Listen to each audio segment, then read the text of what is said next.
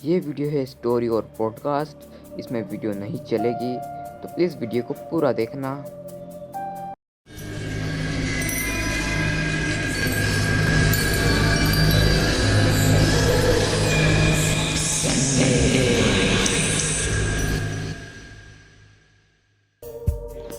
तो hello viewers, welcome to new episode of सनराइट्स।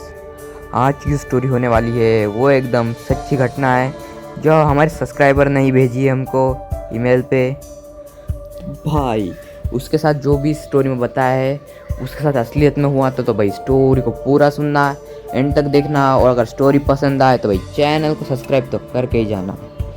तो जैसे अब हमारे सब्सक्राइबर ने लिखा है मैं वैसे स्टोरी को पढ़ना चालू करता हूँ। और बोनस टिप, इस स्टोरी का जो मेन सबसे ज़्यादा इंटरेस्टिंग पार्ट आएगा वो आएगा 4 मिनट के थोड़ी बाद, तो स्टोरी को पूरा एंड तक सुनना।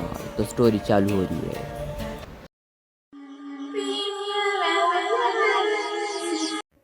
आज मैं आप सभी के साथ एक ऐसी सच्ची घटना शेयर करना चाहता हूँ जो साउथ अफ्रीका के एक जोशनबर्ग शहर के पास एक छोटे से कस्बे में हुई थी। उस समय हम कुछ लोग एक सेमिनार के सिलसिले में वहाँ गए थे। जब हम वहाँ पहुँचे तो हमें अलग अलग ग्रुप्स में बांट दिया गया था और हर ग्रुप को उनका टाइम टेबल और प्लान समझा दिया गया था। होटल पहुँचने के बाद हम अपने अपने रूम में गए और थोड़ा आराम किया। थोड़ी देर बाद हमें एक पैकेट दिया गया जिसमें हमारा ज़रूरी सामान था।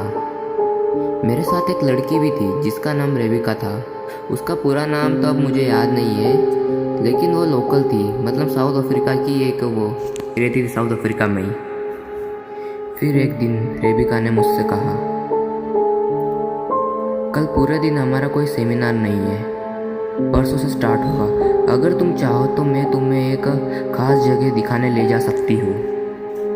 रेबिका ने मुझे बताया ये जगह थोड़ी अलग है, वहाँ बहुत क्राइम होते हैं और बड़े बड़े बोर्ड्स लगा रखे हैं जिन पर लिखा है क्राइम एरिया। दूर से ही देखकर पता चल जाता है कि यह जगह बहुत खतरनाक है।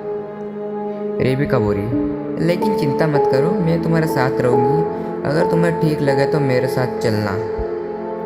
मैंने सोचा लोकल लड़की के साथ में हूँ तो दिक्कत नहीं होगी, किसी गाइड की भी ज़रूरत नहीं पड़ेगी, तो मैंने हाँ कर दी। फिर अगले दिन सुबह हम निकल पड़े। रास्ते में मुझे एक बात पता चली कि बहुत साल पहले इंडियन लोग वहाँ आकर बस गए थे और आज भी वहाँ बिजनेस करते हैं। एक इंडियन दुकान भी दिखी थी जहाँ हम कुछ देर रुके। उस जगह का माहौल ही कुछ अलग था।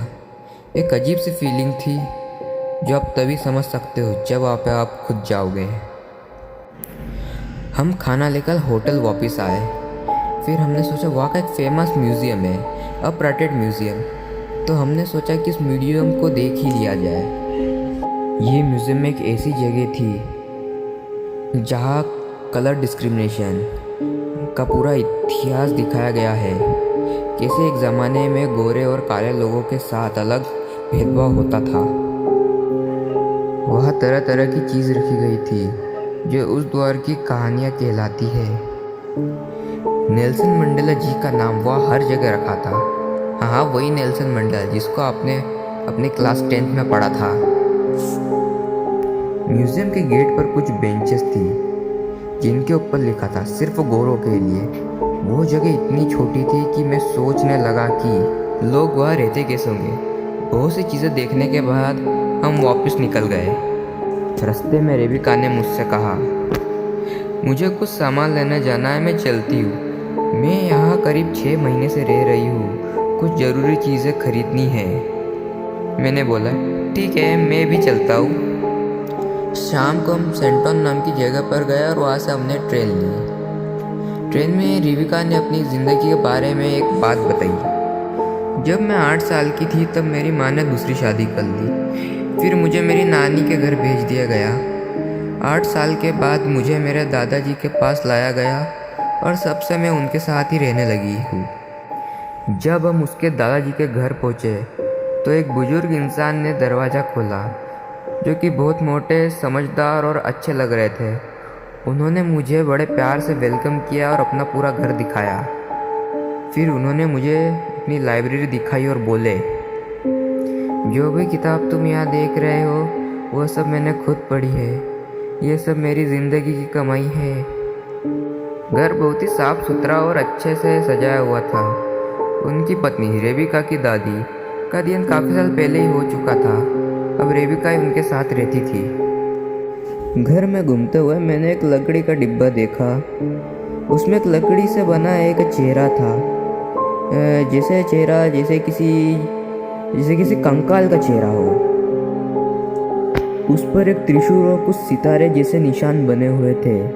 रेबिका के दादाजी बोले, ये बहुत पुरानी चीज़ है और हमारे परिवार में पीढ़ियों से चली आ रही है। तभी अचानक 4 अफ्रीकन आदमी वहाँ आए और मुझे चारों तरफ से घेर लिया। रेबिका अब एक काले कलर की हुडी पहन के मेरे पास आ रही थी। उसके होठों पर लाल लिपस्टिक लगी हुई थी। मैं बुरी तरीके से घबरा गया और एकदम ऐसा फ्रीज सा हो गया। ना मैं हिल पा रहा था, ना मैं कुछ बोल पा रहा था। मैंने देखा कि मेरे पेट की दोनों तरफ क्रॉस के निशान बनाए जा रहे थे, जैसे किसी सुई से चुभाया जा रहा हो। मुझे कोई दर्द तो नहीं हो रहा था, लेकिन मैं अंदर से कांप गया था। तभी एक स्लाइड डोर खुला और मैं वहाँ से बाहर निकल गया। बाहर देखा तो रेबिका और उसके दादाजी आराम से बैठकर बात कर रहे थे।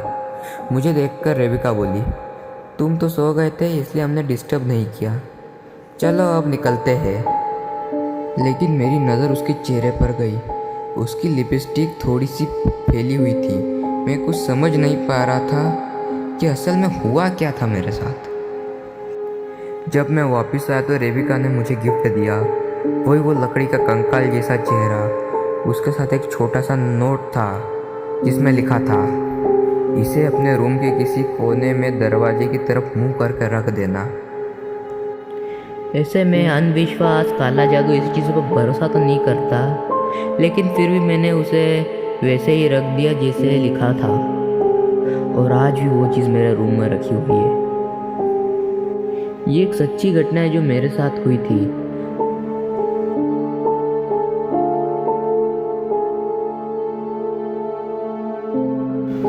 तो कैसी लगी ये स्टोरी?